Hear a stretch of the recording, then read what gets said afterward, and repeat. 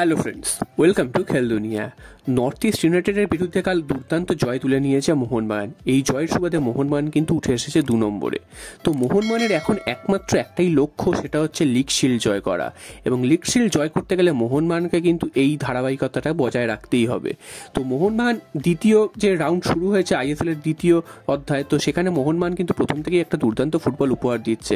আমরা দেখেছিলাম যে ফার্স্টের যে লিগ ছিল সেখানেও কিন্তু মোহনবাগান প্রথম দিকটা দুর্দান্ত খেলেছিল, পরপর 6টা ম্যাচ জিতেছিল এবং তারপর থেকেই ছন্দপতন ঘটে, বিভিন্ন চোটাঘাতের সমস্যা তৈরি হয় এবং সেখান থেকে মোহনবাগান কিন্তু এক ধাপে একদম 1 নম্বর থেকে 5 নম্বরে নেমে গেছিল এবং সেখানে পরপর 3টে ম্যাচ হেরেছিল এবং কিছু ম্যাচ ড্র করেছিল এএফসি কাপ থেকে বিদায়। তো সব মিলিয়ে মোহনবাগানের সময়টা সেই সময় ভালো যাচ্ছিল না। তো আবার যখন সেকেন্ড লিগ শুরু হলো সেখানেও কিন্তু সুপার কাপে হারের পর মোহনবাগান নেমেছিল ডার্বি দিয়ে। তো ডার্বিতে কিন্তু মোহনবাগান ড্র করেছিল, সেই ম্যাচটা মোহনবাগান জিততেও পারতো যদি রেফারিং ঠিক হতো। তারপরে কিন্তু মোহনবাগান পরপর 3টে ম্যাচ অর্থাৎ জয়ের হ্যাট্রিক করে ফেলেছে। মোহনবাগানের সামনে কিন্তু এখনও কঠিন রাস্তা বাকি, কারণ সামনেই রয়েছে উড়িষ্যা এফসি, তারা কিন্তু লিগ টেবিলের 1 নম্বরে রয়েছে। যদিও মোহনবাগানের থেকে একটা ম্যাচ বেশি খেলে 2 পয়েন্ট বেশি নিয়ে 31 পয়েন্টে রয়েছে, মোহনবাগান এই মুহূর্তে 29 পয়েন্টে রয়েছে, একটা ম্যাচ কম খেলে। তো এই উড়িষ্যা ম্যাচটা মোহনবাগান যদি জিততে পারে সেক্ষেত্রে কিন্তু লিগ টেবিলের টপে চলে যাবে মোহনবাগান।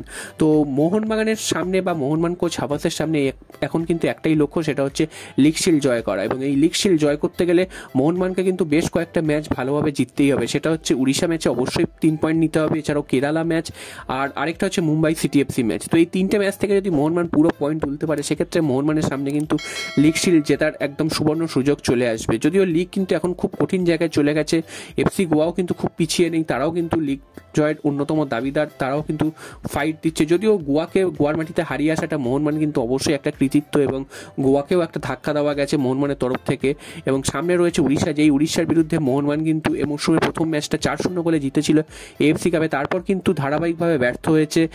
মোহনবাগানকে কলকাতায় এসে এএফসি কাপের ম্যাচে 5 গোল দিয়ে গেছে। তারপর আইএসএলেরই কিন্তু প্রথম লিগের ম্যাচে মোহনবাগানের সাথে 2-2 গোলে ড্র হয়েছিল, মোহনবাগান একসময় 2 গোলে হারছিল।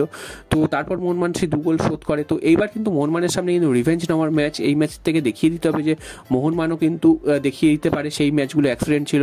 তো হাবাসও কোচ হয়ে আসার পর মোহনবাগান দুর্দান্ত খেলছে। সব থেকে ভালো যেটা ইনক্লুশন হয়েছে সেটা হচ্ছে জনি কাউকো আসার পর মোহনবাগানের খেলাটাই কিন্তু বদলে গেছে। যেই খেলাটা কিন্তু প্রয়োজন ছিল এতদিন, যেই খেলাটা কিন্তু অভাব এতদিন দেখতে পাচ্ছিলাম, মাঝমাঠের একটা ক্রিয়েটিভিটির অভাব, মাঝমাঠ থেকে ঠিক মতন বল পাস হচ্ছিল না বা বল ঠিক মতন হোল্ড হচ্ছিল না, সেই জিনিসটা কিন্তু এখন কেটে গেছে। এবং অনেকের মনে একটা সংশয় ছিল যে হুগো বুমোকে ছেড়ে দেওয়াটা কি ঠিক হবে, জনি কাউকো চোট পেয়ে এতদিন পর এসছেন, তারপর তিনি কতটা মানিয়ে নিতে পারবেন। তো এখন সবাই বুঝতে পারছো যে এই ডিসিশনটা কতটা ঠিক ছিল এবং মোহনবাগানের খেলাটাই কিন্তু অন্যরকম খেলছে। গতকাল তো জনি কাউকোর যে 3টে অ্যাসিস্ট ছিল তার মধ্যে শেষ গোলটা ছিল একদম মানে সোনায় বাঁধানো, কারণ যে পাসটা দিয়েছিল মাঝমাঠ থেকে সেটা কিন্তু ডিফেন্স সেরা পাস এবং সেই বলটা এতটাই সুইং করেছিল যাতে কিন্তু ও নর্থ ইস্ট ইউনাইটেডের প্লেয়াররা একদম বোকা বনে গেছিল এবং সাহাল আব্দুল সামাদকে কিছুই যেন করতে হয়নি, জাস্ট তার পায়ে যেন এসে বলটা জমা পড়ে এবং তিনি জাস্ট প্লেস করে দেন গোলে।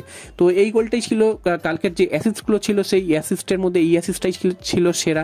এছাড়া বাকি গোলগুলো দুর্দান্ত করেছিল মোহনবাগান, দূর থেকে শট নিয়ে লিস্টন ক্লসে যে গোলটা করেছেন সেটাও কিন্তু খুব ভালো ছিল। এবং জনি কাউকো আরেকটা যে অ্যাসিস্ট করেছে যেটা জেসন কামিংস একদম গোল লাইনের থেকে একদম পা দিয়ে ঠেলে দিয়েছেন, সেটাও কিন্তু জনি কাউকোরও তৈরি করা। তো জনি কাউকো আসার পর মোহনবাগানের খেলার ধরন পাল্টে গেছে। এবার দেখা যাক মোহনবাগান আগামী ম্যাচগুলো এইভাবে তাদের নিজেদের পারফরমেন্স বজায় রাখতে পারে কিনা এবং লিগ শিল্ড